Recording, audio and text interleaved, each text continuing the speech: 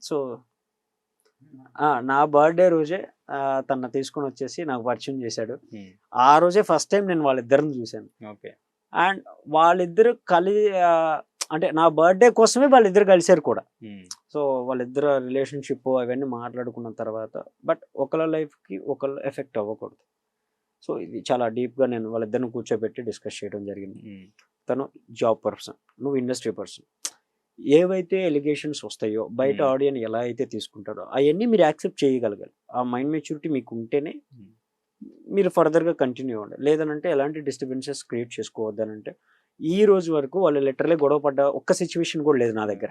ఏంటి పరిచయం ఎలా అసలు వాళ్ళిద్దరికి? ఎక్కడ పరిచయం? Maybe Instagram. ఇన్‌స్టాగ్రామేనా? ఓకే. ఇది 'జబర్దస్త్' ఇవి చూసిన తర్వాతేనా? లేదు లేదు. లేదా? లేదు.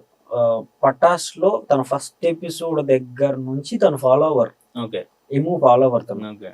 సో ఎలాంటి ఫేమ్ లేనప్పుడు తన దగ్గరుంది.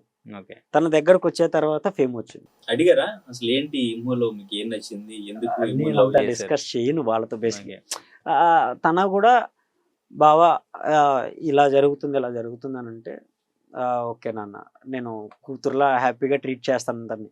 Because she is a single parent. Okay. So నేను ఎంత జాగ్రత్తగా చూసుకుంటానంటే నాకే గనుక ఒక కూతురుంటే తనని ఎంత బాగా చూసుకోవాలనుకున్నానో, ఇమ్ము ఇప్పుడు అక్కడ లోపలికెళ్ళేటప్పుడు నాకు అప్పచెప్పిపోయాడు. జాగ్రత్త అన్న, ఏదైనా అవసరం ఉంటే నువ్వు దగ్గరుండు.